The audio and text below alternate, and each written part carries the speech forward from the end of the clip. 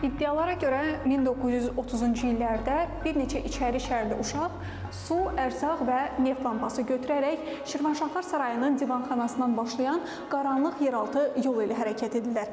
Onlar yalnız bir neçə gün sonra Bakıdan 60 kilometr aralıda gizli yeraltı yoldan çıxırlar. Maraqlı gəldi. Bu buraxılışımızda gizli yeraltı yolların sirlərindən danışacağıq.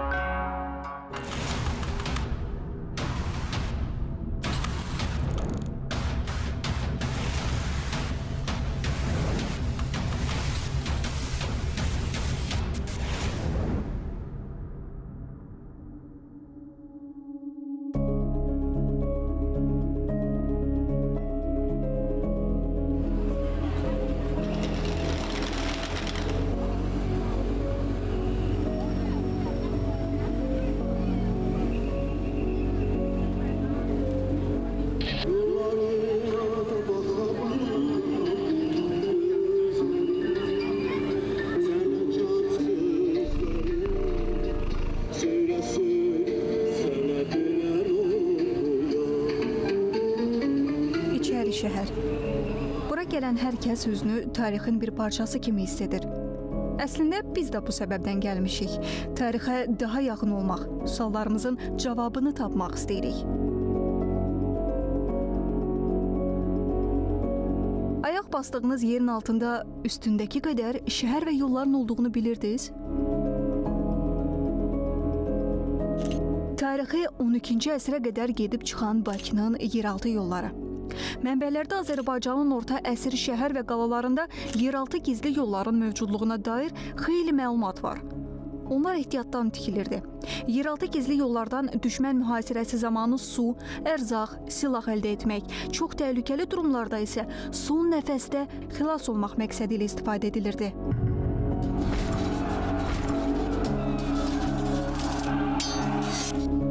Qədim Bakının gizli yeraltı yollarının varlığı haqqında yerli əhali və elə Bakının qocaman sakinlərinin də maraqlı məlumatlar var və bu məlumatlar artıq arxeoloji qazıntılarla öz təsdiqini tapıb.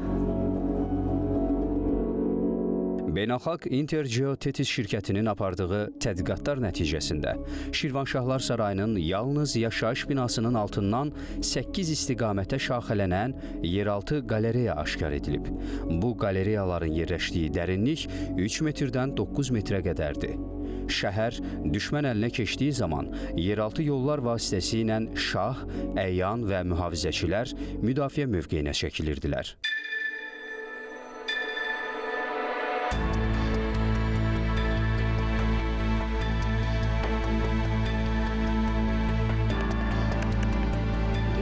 Əsrin əvvəllərindən sonuna kimi içəri şəhərdə sistemli şəkildə arxeoloji qazıntılar aparılıb, hətta Bakı arxeoloji ekspedisiyası mövcud olub. Fərhad müəllim, Fərhad İbrahimov onun rəhbəri olub və sistemli şəkildə burada arxeoloji qazıntılar aparıb Fərhad müəllim.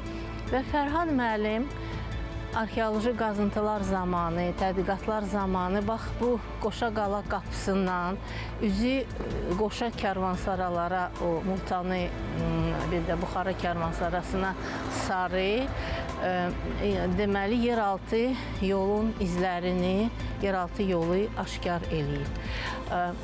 Müəyyən yeraltı yolun deməli eni 80 sm olub. hündürlüyü də 1.65, yəni biraz belə əyilmiş şəkildə o yeraltı yolu müəyyən deməli məsafə keçiblər. Lakin sonra rütubətli olduğuna görə, həm də havasız olduğuna görə qayıdıblar, tam tədqiq eləyə bilməyiblər.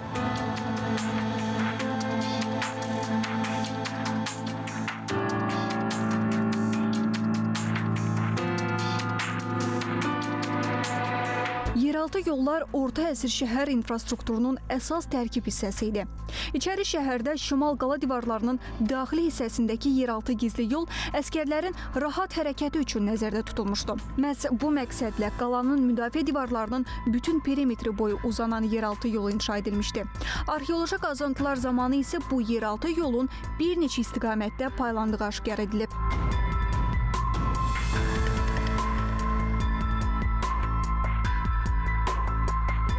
Mövzunu araşdırarkən rast gəldiyim maraqlı məlumatı sizinlə bölüşüm. 1861-ci ildə hərbiçi və yazıcı İvan Romanoviç Xovin faytonla Qız Qalasının önündəki enli küçə ilə hərəkət edir. Təkərlərin hərəkəti ilə sanki uğultu səsi eşidir və torpağın altında bir boşluq olduğunu düşünür. Yeraltı yol qərb və şərq tərəfdən qala divarları bürclərindən biri olan dördbucaqlı qala bürcdə birləşirdi. Alman səyyahı Engelbert Kempferin 1683-cü ildə çəkdiyi Bakının ilk qrafik təsvirində hidroqraf mühəndis polkovnik Trussonun 1796-cı ildə tərtib etdiyi Bakının xəritəsində Bakının yeraltı yollarına dair cüzi də olsa informasiyalara rast gəlmək mümkündür. Bütün qalalarda, xüsusilə də dağ qalalarında, belə aran qalalarında hökmən mütləq şəkildə gizli yollar olub. Əgər o qala müdafiə qalasıdırsa, əgər o qala müşahidə qalasıdırsa, orada mütləq şəkildə gizli yollar olub. Elə bir qala siz mənə deyə bilməzsiniz ki, orada gizli yol olmuyor. Ola bilsin ki, qalaların bir çoxunda hələlik o gizli yollar aşkar olmayıb, tədqiq olunmayıb. Amma o demək deyil ki, orada yol olmuyor. 1861-ci ildə dənizdən 2 arşın, təxminən 1,4 metr hündürlükdə olan 8 qülləni gördüm. Lakin sakinlərin söylədiyinə görə su altında qalmış istehkama Qız Qalasından yeraltı yol var.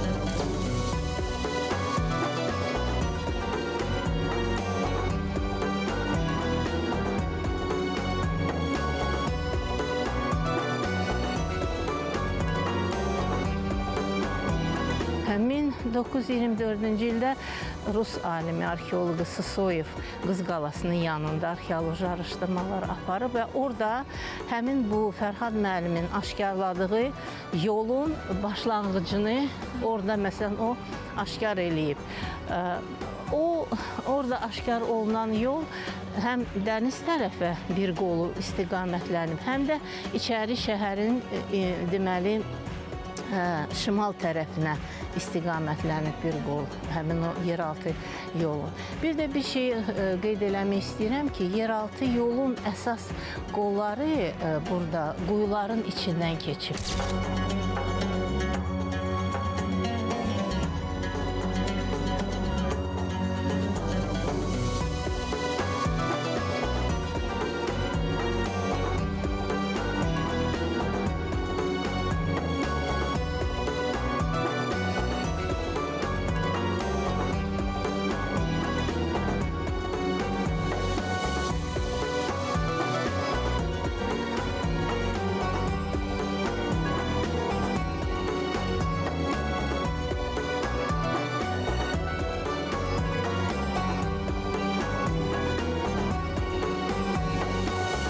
Maraqlıdır ki, quyunun divarlarının daşlarında ayaq qoymaq üçün yerlər də nəzərdə tutulub.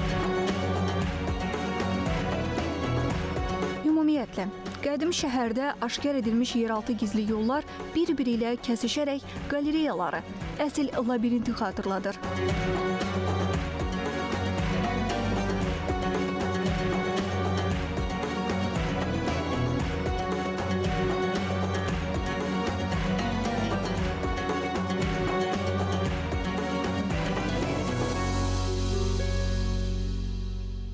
Bakı Qız Qalasına gəlincə, onun gizli yolun olduğu mən deməli 80-in 1982-ci ildə akademiyada işə düzəldim.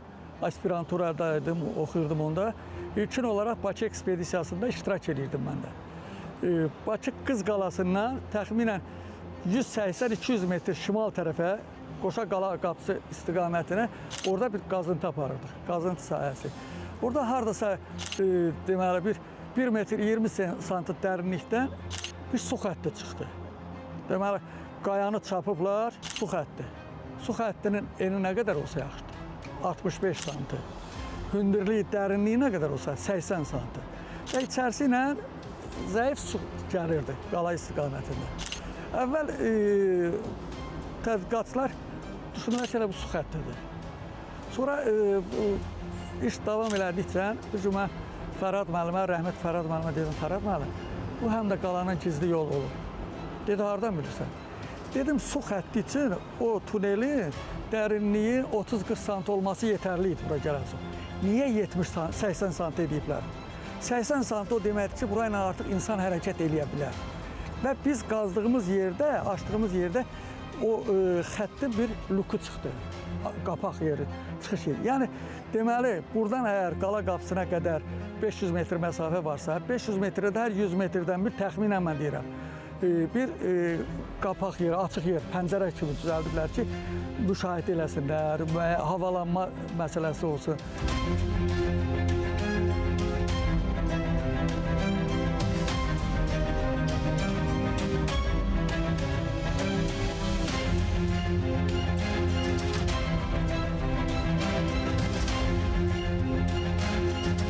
Ovdandır. Ovdanın mənası su anbarı deməkdir. Yəni, əvvəl bura Şirvanşahların su deposu olub.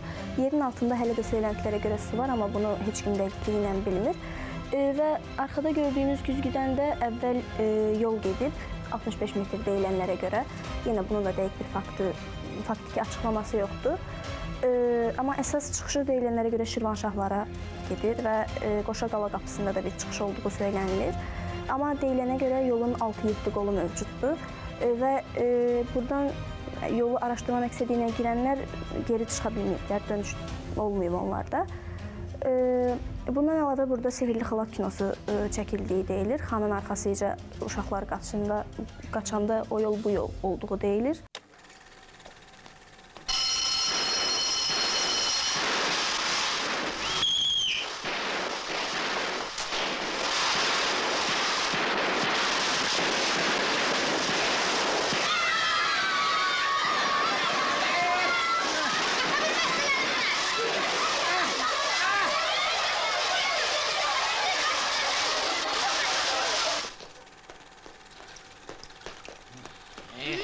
Əlimdən qaça bilməzsən.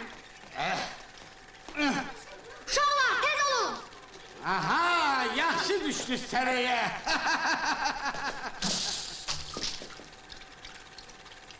Uşaqlar, qorxmayın, məndə fənər var.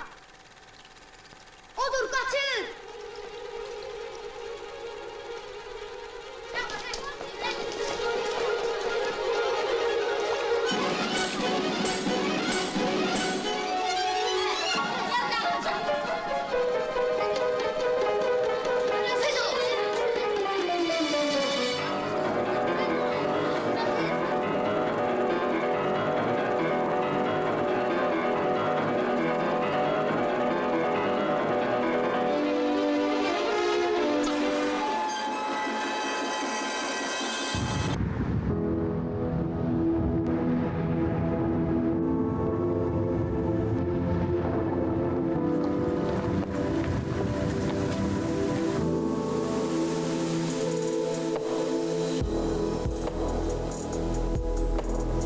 Azərbaycan zəngin və çox sahəli tarixi ilə tanınır. Dünyanın ən çox gizli yeraltı keçidlərinə malik ərazilərdən birinin məhz Azərbaycan olduğunu bilirdiniz? Dağın zirvəsində bir qalanın yerləşdiyini anlamaq ilk baxışda mümkün deyil. Elə buna görə də buranı tapmaq asan başa gəlmədi.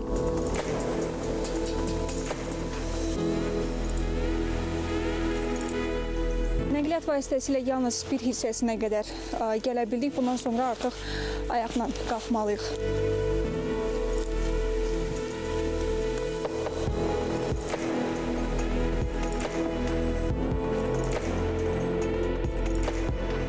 dəfələrlə Şirvanşahların son sığınacağı olan Gülüstan qalası. Qala tarix boyu saysız yürüşlərin qarşısını alıb. Tarixçilərin bildirdiklərinə görə Gülüstan qalasına son böyük zərbəni 16-cı əsrin ortalarında 1-ci Şah Təhmasib vurub və Səfəvi Osmanlı savaşlarının gedişatında Gülüstan qalası dağıdılıb.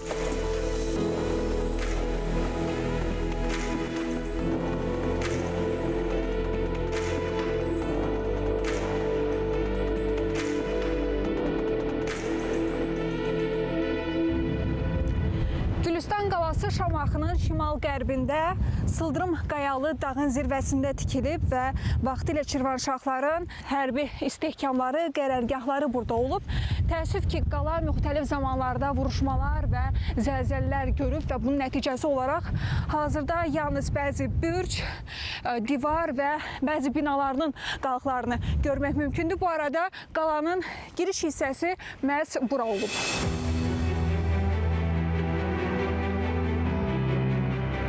Yerli sakinlər bu qalanı ikinci Qız qalası da adlandırırlar.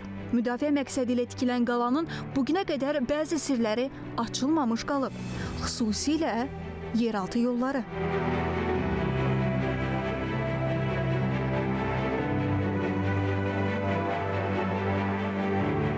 Giriş zamanı elə saxsı nümunələrindən birinə rast gəldik. Təxminən 14-cü əsrə aid ola bilər deyə düşünürük.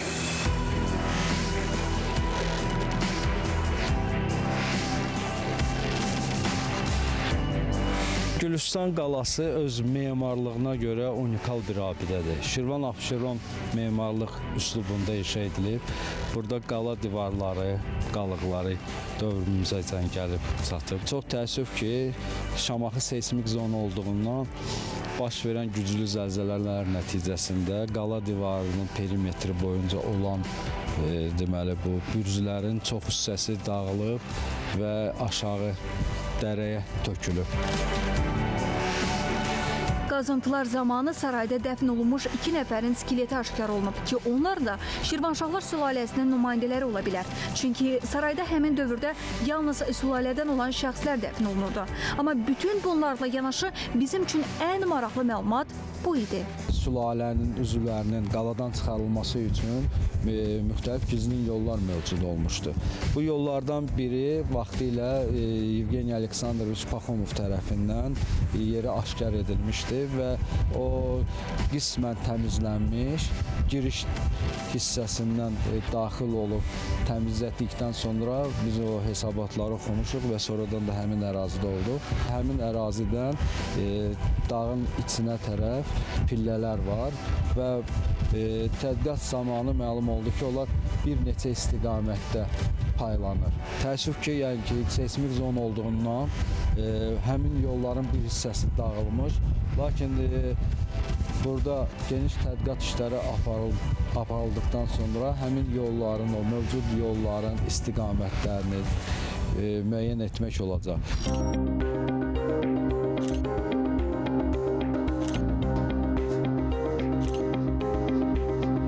Rəvayətlərə görə buradan digər qalalara da, Şirvanşahların digər qalalarına, həmçinin Şamaxıya və Buğurt qalasına da yeraltı yollar mövcud olmuşdur.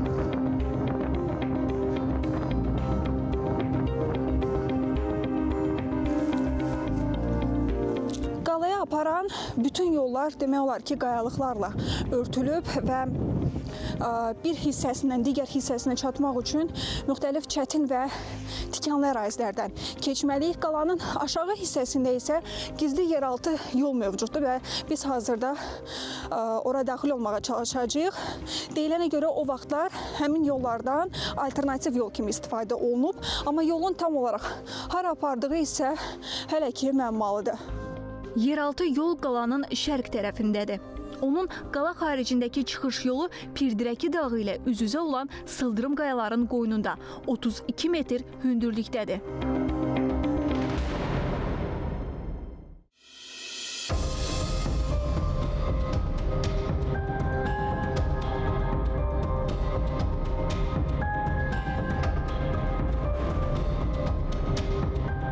Qarşımıza çıxan bütün maneələri keçdik və növbə ən əsas mərhələyə çatdı.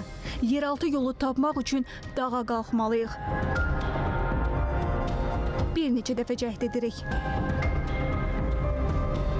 Gizli yeraltı yolunu tapmaq üçün əslində uzun, çətin yol qət etdik. Deyilənə görə məhz bu dağın üzərində qalanın bir hissəsidir və həmin hissənin altında gizli yeraltı yol mövcud. Amma təəssüf ki, həmin ora gedən yolun bir hissəsini qaya parçaları bağlayıb və buradan həmin dağa qalxmaq qeyri-mümkündür.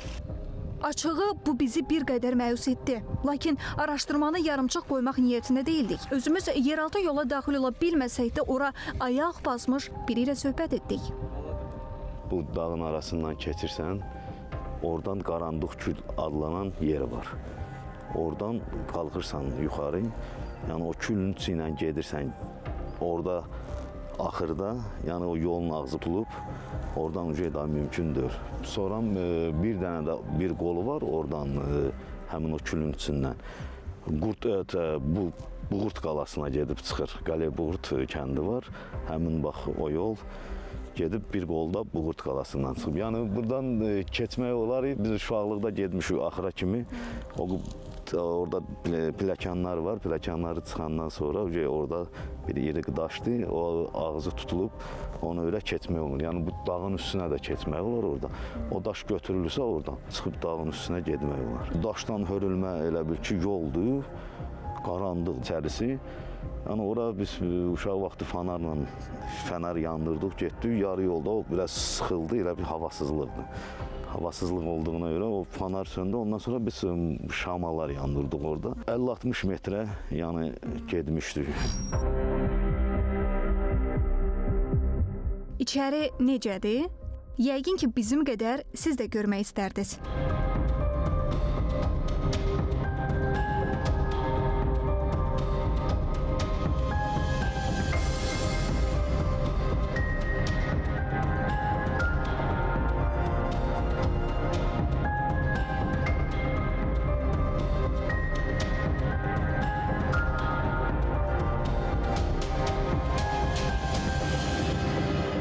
Yerin üstündə nə qədər saat həyat varsa, yerin altında hesab edin ki, 10 o qədər, 20 o qədər, daha çox o qədər həyat var. Çox maraqlı bir məqam odur ki, torpaq insandan daha səxavətlidir. Tarixi dəyərlərə münasibətdə. Çünki 1000 illər torpağın altında qalan maddi mədəniyyət nümunələri heç bir dəyişikliyə məruz qalmır. Elə ki, biz onu qazırıq, çıxarırıq. Günəş şüası dəyən kimi, hava dəyən kimi, insan əli təmas dəyən kimi aşınır, gedir, məhv olur. Bir an içində yoxa çıxır. Ona görə olanlarımızı itirməmək üçün görünür hələ bizə düşünmək lazımdır.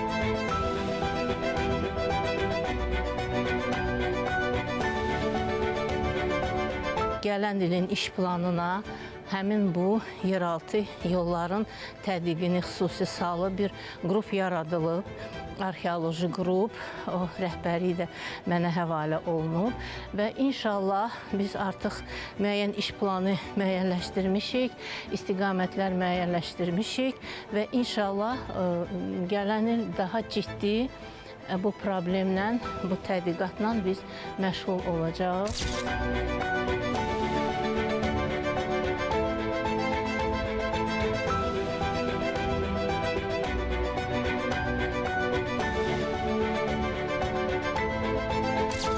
Bu dəfə yolumuz qədim şəhərlərin küçələrindən, qalaların zirvələrindən, torpağın altından keçdi. Veriliş boyu qarşımıza çıxan sualların cavabını axtardıq. Tapdıqlarımız da oldu cavabsız qalanlardan. Amma tarix də elə budur axı, hər cavab yeni sual yaradır. Biz isə növbəti sualların ardınca gedəcəyik. Görüşənədək.